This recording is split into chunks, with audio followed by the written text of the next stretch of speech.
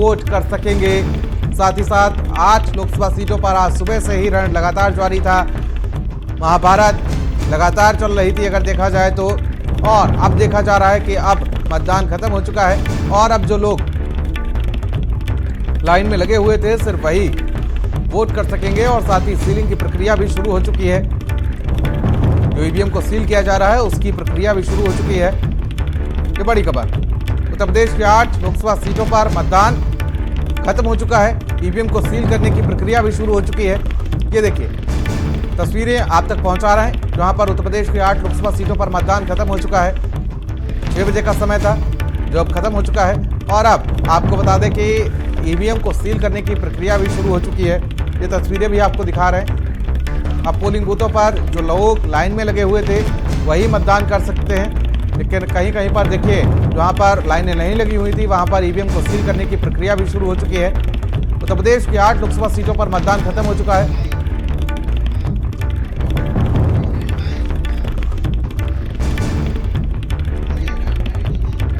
सीमा हमारे सहयोगी हमारे साथ लाइव जुड़ चुके हैं। सीमा, आप क्या कुछ आप देखिए कि सीलिंग की प्रक्रिया जो है वो शुरू हो गई है। ये तस्वीरें आपको हम सीधी जो है वो दिखा रहे हैं कि मशीनों को सील किया जा रहा है। एक एक मशीन जो भी है उनको ईवीएम मशीनों को बाकायदा उसमें बॉक्स में रखकर और उसके बाद फिर अब इनको सील किया जाएगा।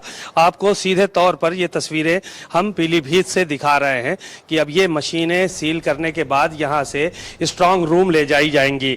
साथ ही साथ कड़ी सुरक्षा के बीच में जो है वो ये मशीनों को ले जाया जाएगा और जो पोलिंग पार्टियां हैं वो भी अब रवाना होंगी, क्योंकि जिस पोलिंग बूथ पे हम मौजूद हैं यहां पर किसी तरह की कोई लाइन नहीं है, इसलिए अब यहां पर मतदान पूरी तरह से खत्म हो चुका है और मशीनों को एक एक करके सील करने की प्रक्रिया जारी है। अभी जब ये मशीनें सील हो जाएंगी तो उसके बाद यहां जो पोलिंग एजेंट हैं उनके सबके हस्ताक्षर होंगे और बाकायदा सबको बताया जाएगा कि कितना मतदान यहां पर हुआ है, वोट ऑफ परसेंटेज कितना रहा है किस बूथ का। तो ये सारी की सारी चीजें यहाँ पर अब से थोड़ी देर में देखने को मिलेंगी और उसके बाद फिर जो ये मशीनें हैं वो रवाना होंगी। तो हमने आपको तस्वीरें दिखाई कि किस तरह से यहाँ पर मशीनों को सील करने का सिलसिला अब शुरू हो गया है और यहाँ से अब थोड़ी देर में पोलिंग पार्टियां भी रवाना होने जा रही हैं। बेहद दिलचस्प चुनाव रहा है पीलीभीत का और शांतिपूर्वक भी रहा है। सुरक्षा के कड़े इंतजामात किए गए थे, लोगों ने प्रत्याशियों को अपने अपने प्रत्याशियों को वोट किया और कई जगहों पर चुनाव का बहिष्कार भी यहां पर देखने को मिला।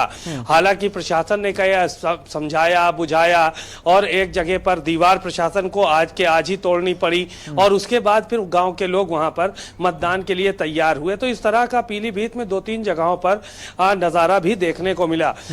इन सब चीजों के बीच में ये उम्मीद की जा रही है कि अभी जब मतदान प्रतिशत होगा तो वो लगभग 64 से 65% आने वाला है, क्योंकि 5 बजे तक का जो मतदान प्रतिशत था वो 60% था और 2 से 5% तक मतदान बढ़ने की उम्मीद है कि 1 घंटे में 2 से 5% तक लास्ट में मतदान बढ़ेगा। तो जो तस्वीरें हमने दिखाई लगातार आपको, उससे साफ जाहिर है कि अब थोड़ी देर में ये मशीनें स्ट्रांग रूम पहुंच जाएंगी, क्योंकि जो प्रत्याशी हैं उनके भाग्य का अब फैसला इन्हीं ईवीएम में कैद हो चुका है और जब 4 तारीख को ये ईवीएम मशीनें खुलेंगी तो उस वक्त पता चलेगा कि किसने जीत हासिल की और किसको हार का या शिकस्त का सामना करना पड़ा।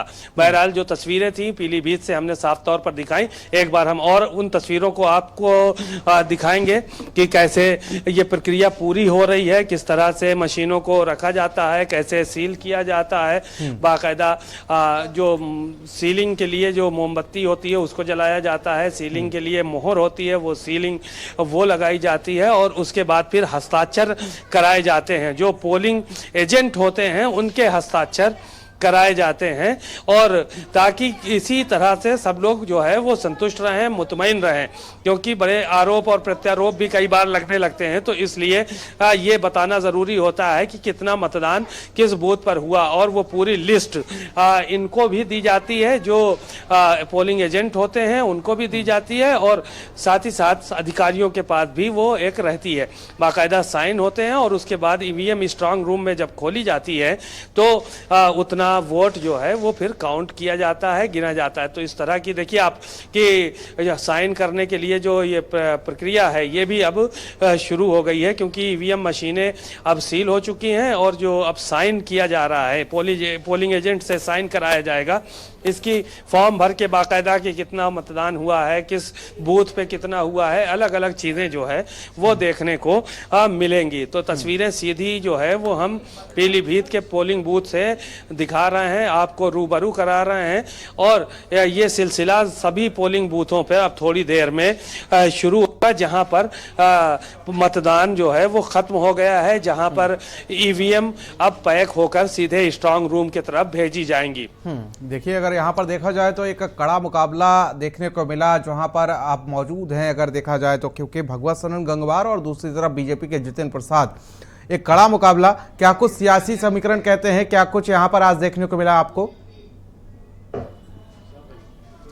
देखिए, तमाम स्थानों से अलग अलग सूचनाएं रहीं। जहां शहर की अगर बात की जाए तो यहां पर भारतीय जनता पार्टी के प्रत्याशी जो है वो अपर हैंड नजर आ रहे थे, क्योंकि जो वोटर से बात हो रही थी वोट डालने के बाद हम लोगों की, ज्यादातर लोग जो है वो इस बात को कह रहे थे कि प्रधानमंत्री ने अच्छा काम किया है, हम राष्ट्रवाद के नाम पर वोट दिए हैं और यहाँ पे विकास हुआ है। और कुछ लोगों ने राम मंदिर का भी नाम लिया कि राम मंदिर चूंकि भारतीय जनता पार्टी के शासनकाल में बना है तो इसलिए हमने वोट किया है। वहीं भगवत शरण गंगवार की अगर बात की जाए तो वहां पर वो 5 बार के विधायक रहे हैं, कई बार मंत्री रहे हैं, जमीनी नेता हैं। और ये बात कही जा रही थी कि इस बार जो है वो किसानों का मुद्दा पीलीभीत में अहम रहा है और किसान कहीं ना कहीं भारतीय जनता पार्टी से नाराज नजर आया है।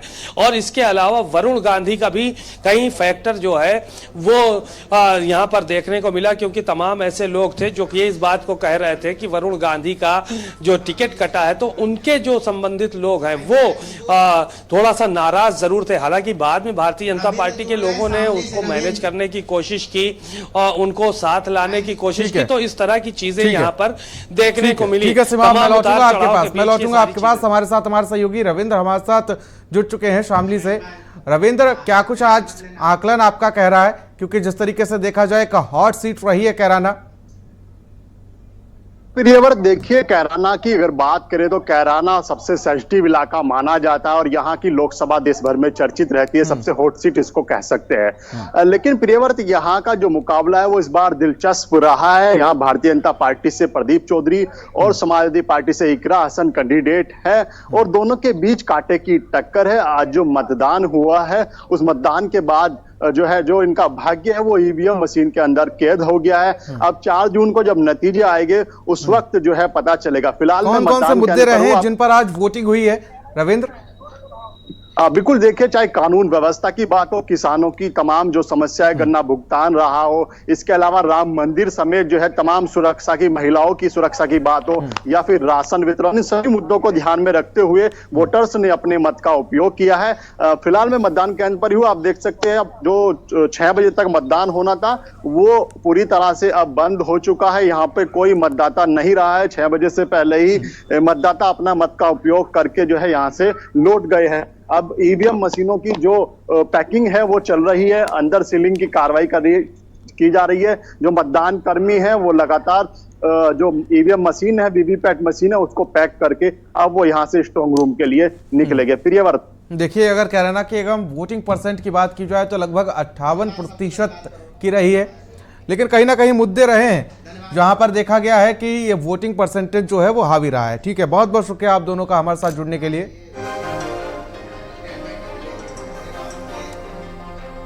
चलिए खबरों में आगे बढ़ेंगे और